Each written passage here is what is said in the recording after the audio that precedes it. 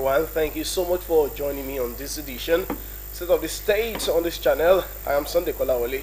Well, the type of government we practice in Nigeria is called democracy, and in every state of the world, you discover that democracy is all about the people. That's why the elementary definition of democracy still says it sees the government of the people, by the people, and for the people. And if the people are not in complete well-being and state of mind, then the state of affairs of such a state would also not be in order. And that's why today our focus will not be on government, it will even not be on politicians, it will be on you. Yes, you. We will be looking at your own state of health, especially mental health.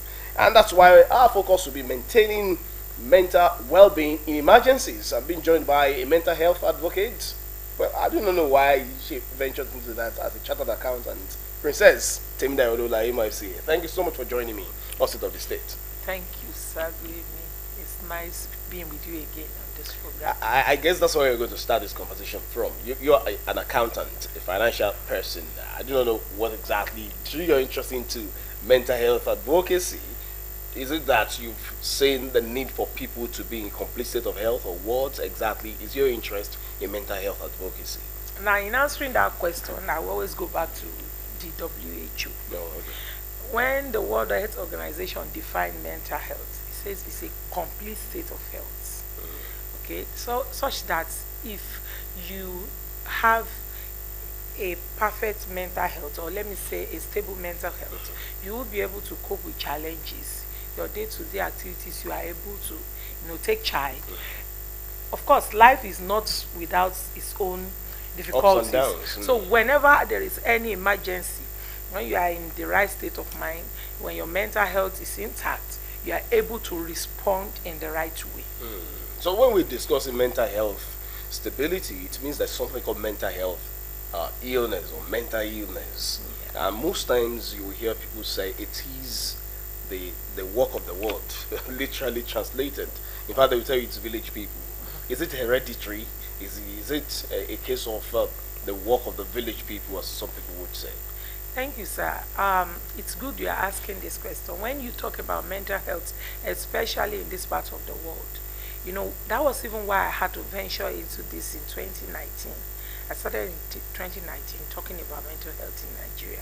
I remember the first national TV that covered my story was NTA. Why I did that was I saw the gap in this part of the world. We don't even have an understanding of what mental health is.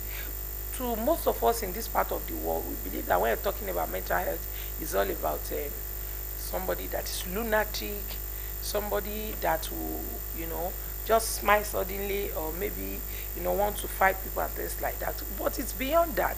When you're talking about mental health, we're talking about a state of health where someone can take charge of life's ups and downs. Life will throw you line. You are able to turn the situation around and say, oh, this is something, smile that we can also take. And when we are saying mental health, it means that it's something that controls even our physical health.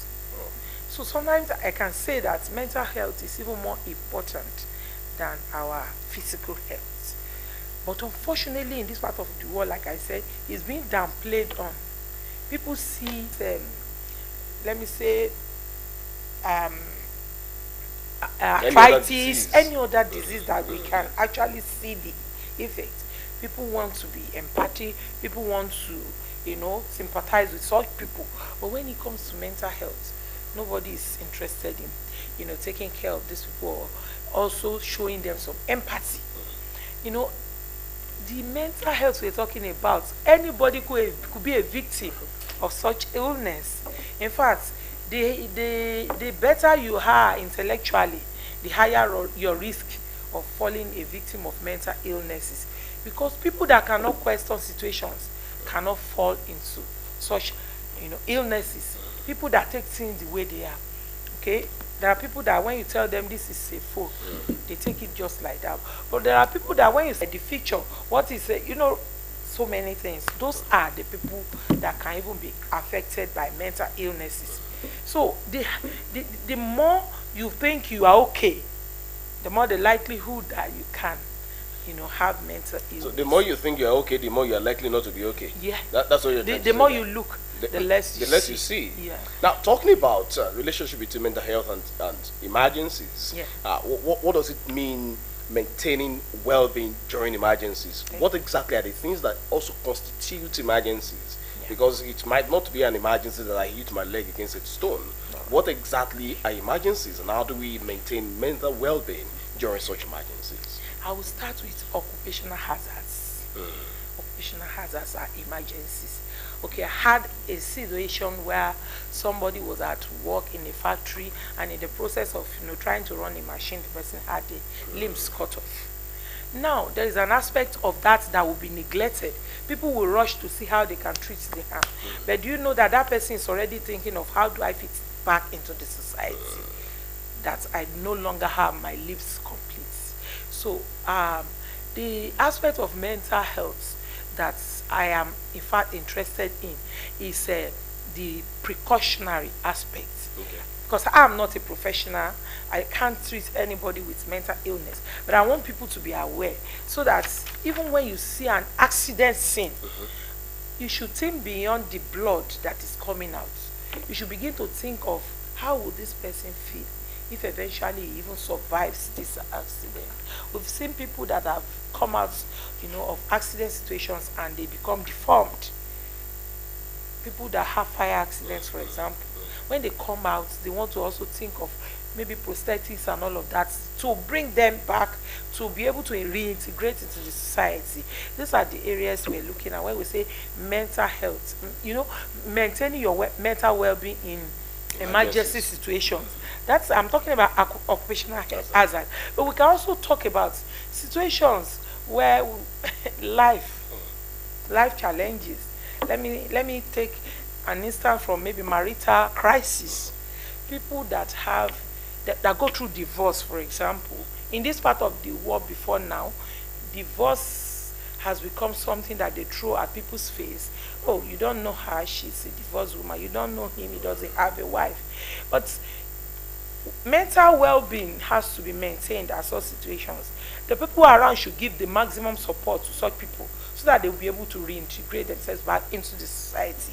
Now, let's talk about the fact that when people stigmatize people that are passing through such situations, how come you want such person to be productive? And that's what World Health Organization is talking about when they say mental health.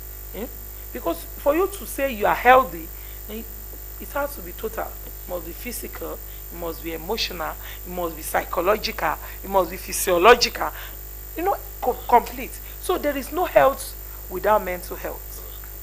And I think we should begin to see it from that angle from today, that as a human, you are only able to deliver, you are only able to offer good things to your society when you are mentally okay. If that is the only thing anybody is taking out of this program, I think I am okay and I'm happy.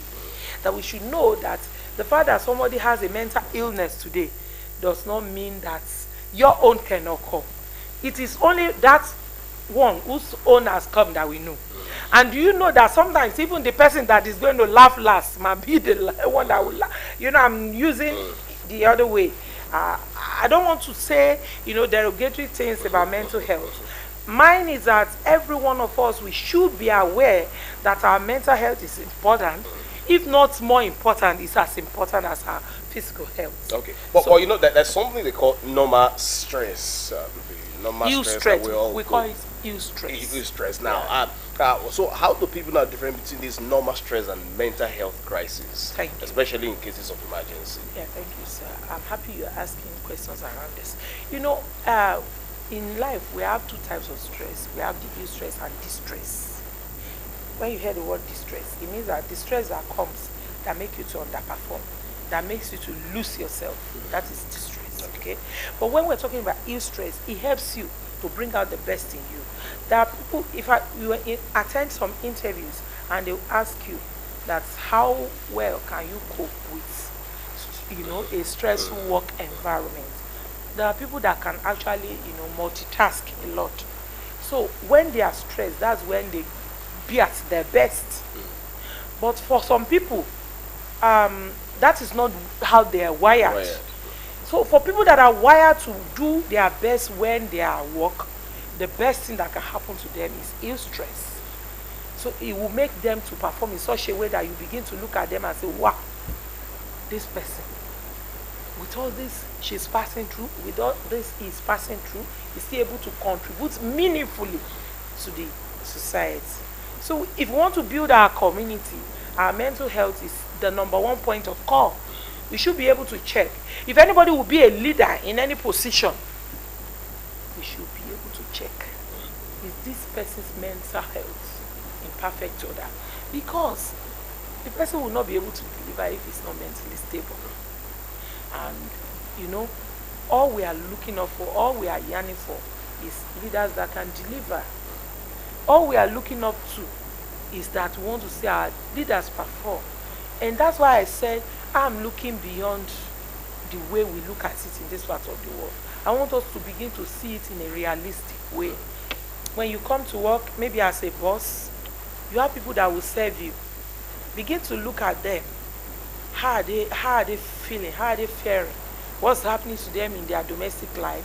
What's happening to them, maybe spiritually? Let me tell you that even in this part of the world, spiritual activities could also constitute stress sometimes. Spiritual activities? Yes, sir. I'm a Christian and I'm an advocate of fervent prayer, because the Bible says we should pray without ceasing. But I've also seen instances where people tend to, lose it on mountain tops. Do you know it's because they didn't know where to stop? Somebody has been fasting and pray, and then the person is no longer, in that atmosphere, cannot see what ordinary people are seeing, and we think that they are seeing visions in some cases. But the truth is that there's something we call they now begin to hear strange words. They begin to talk to strange people. As we are here, somebody is talking to somebody and all of us are not seeing the person. At that point, we should begin to call them. So there must be a way to know where to stop. Yeah, I want to call on our spiritual leaders that, we should create awareness on mental health. Let church members know if you are not able to fast, it is not a crime. All right, you mentioned something the other time that interests me, precautionary. Yeah. And that means that would definitely be certain things we could do to avoid getting down or breaking down totally into an emergency situation and then develop mental illness. Yes. What would you say are some of the effective coping mechanisms that one could really adapt to be able to stay afloat? Thank you. Now, I want to mention eating balanced diet is a way to cope. Let your diet be balanced, and don't also, that's number one. Number two is that you have to exercise. I will hear people say, I've been going to farm, I've been working, and so I don't need the exercise. I would like to tell you today that when you exercise, especially if you allow a professional to put you through, exercise can brighten your skin. It can bring out your best color. It can bring out your outlook. It can make you to have the confidence that you need to face that situation. That's how much exercise can do. Another coping mechanism is that you should begin to accept situations the way they are. I mentioned earlier that people that accept things the way they are not likely to have mental illnesses because they are not stressing their brain unnecessarily. When there is especially a challenge, you should first accept it, because most of the time when there is an emergency, we first peek into denial stage. No, it can't be me, especially with Christians. We don't want bad things to happen to us. But I can tell you for free that there is a way you send a signal to the brain.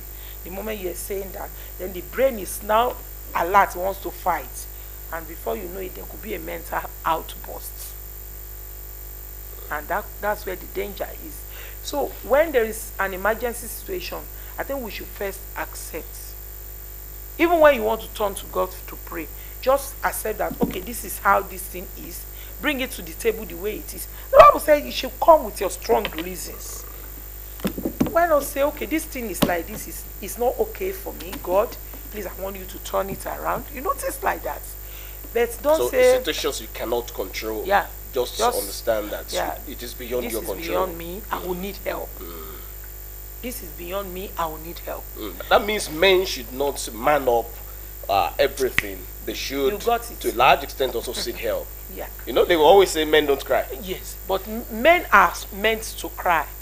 You see, another thing that helps your mental health is to express your emotion, either positive or negative. Just express it. Because I've also described depression as the inward expression of negative impression. Can I say it again? Depression is the inward expression of negative impression. You have an impression about something, instead of you to say it out, you kept it inside. It can lead you into depression. But if you say it out, they say a problem shared is a problem, solved.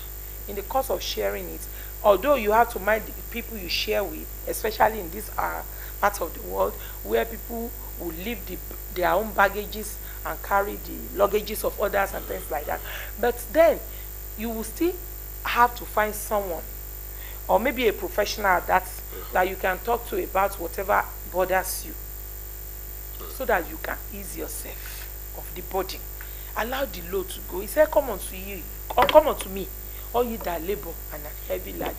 All right, now let's also talk about what cultural factors could also impede mental wellness, especially during emergencies in a setting like Nigeria. Now, let me start from maybe the example of people that are widowed. In my local community, there is a belief that sometimes a man or a woman killed their spouse, and so sometimes they expose them to situations that could make them to go haywire. A man that just lost the wife, he needs emotional support from family members, from the community, from everybody around. And then suddenly everybody is saying you have to sit in that room with her, you have to keep watch because you killed her. And then they lock the corpse with the man and then they go. Or maybe a woman, the husband just died, and the next thing is, how did you go about the killing? They want to know. Asking a woman, how did you kill your husband?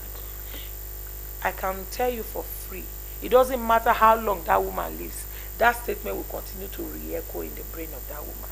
So these are some of the damages that our cultural background is doing, to our mental health in this part of the world.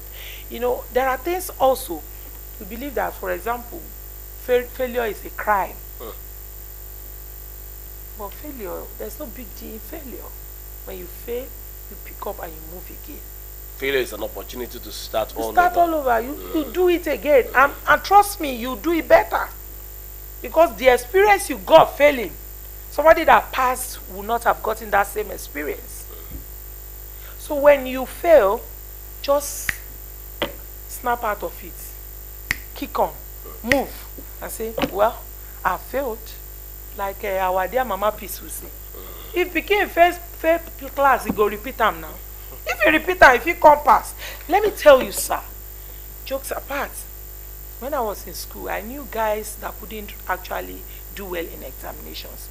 But when they got to the labor market, they're doing so well. So an examination is not always the test of intelligence or success. We should begin to tell our teenagers, our school-age children, that if for any reason you fail an exam, confide in me as your parents. I have your back. I counsel some parents if I have the opportunity to talk to them. So parents must also not push their children too much. Yes. Some parents will say, now that you have failed, you can't come back to this house. Who says? If we really know, especially as believers that we are, how many times we have failed our father, then we will understand that where your child fails, there's no big deal. You can always do it again. she can always do it again. That's not to encourage laziness. That's not what I'm talking about. But if it has happened, and you don't have the Solution. control over Let's it. look beyond what has happened and begin to look at the way forward. All right. Because Intersection between physical safety and mental health during emergencies. yeah, there is.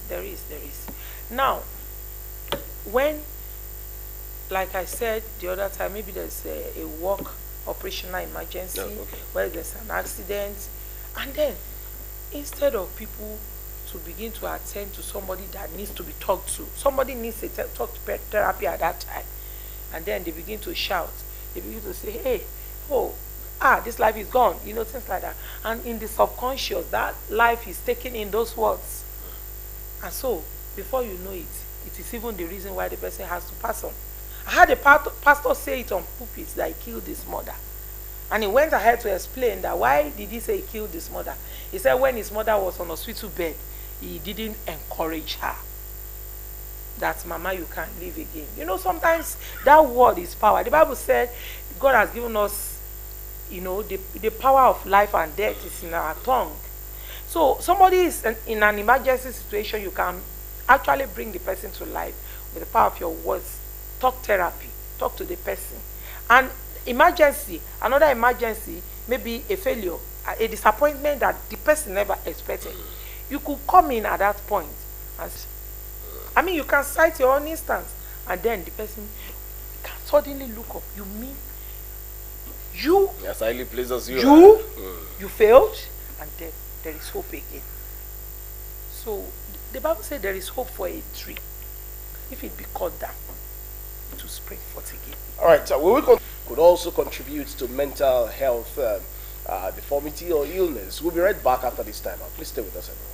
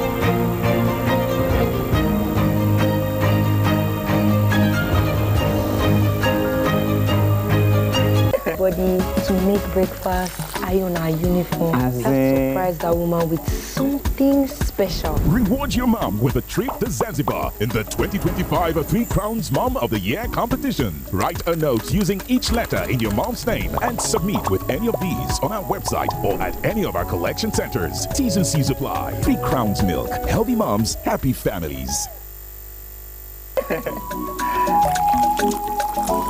Oh, remember how mom used to wake up before everybody to make breakfast, iron our uniform. Let's surprise that woman with something special. Reward your mom with a trip to Zanzibar in the 2025 Three Crowns Mom of the Year competition. Write a note using each letter in your mom's name and submit with any of these on our website or at any of our collection centers. T's and C's apply. Three Crowns Milk. Healthy moms, happy families.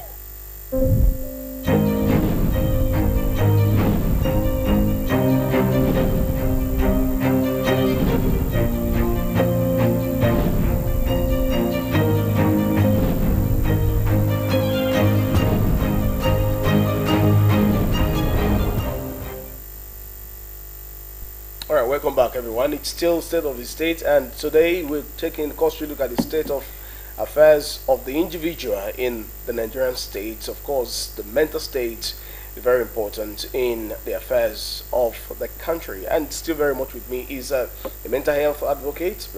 Now, how does natural disasters, insecurity, poverty, and all of these, how do they contribute to mental health illness? Let me take it from natural disasters. Okay. There is a flood, and then it displaces people from their home. You know, naturally, when you leave your natural habitat, you know how it feels. Take a fish out of water, bring it out. It's not more comfortable, and that's exactly what natural disaster would do to anyone, you know, who has a mental health issues. Okay, and all of the things you mentioned could actually impair the mental health of anyone. We must know that when there are such situations, beyond going to give them relief materials, let people who are professionals talk to them. Tell them that this thing that is happening to you, it is not happening to you alone. It has happened to some people in the past. They've been able to live past it, and now they're good.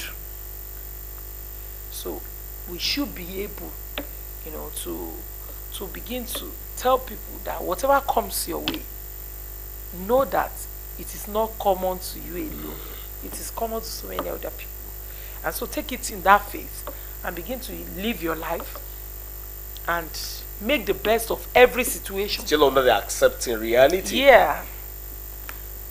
Because there's this saying that there is no negative publicity. I learned that from you, men of the fourth realm. So, if there's any situation at hand, don't always look at the bad side alone. Yes, you can estray it to see the bad to learn, because we need to learn from life experiences. There's no market where they will sell to you the experience that you need. But always tell yourself that the fact that it's bad today does not make it the end of life. I can always have a better chance. I can always do better. Somebody has a cocoa farm. You got there. The thing has caught fire. Totally burnt. You think he will go home and he will sleep? The answer is no. Our society, you know, our government, I'm pleading with the government at all levels, the national, the subnational, that there should be a mental health, you know, response, rapid response, you know, in place. Well, if you permit me to cut in at this point, government has a lot on its plate already, and that's where non-government organizations, civil society organizations, and many other people who are development partners come in. I do understand that in cases of accidents, for instance, you find agencies like the Red Cross and some other people like that rallying around.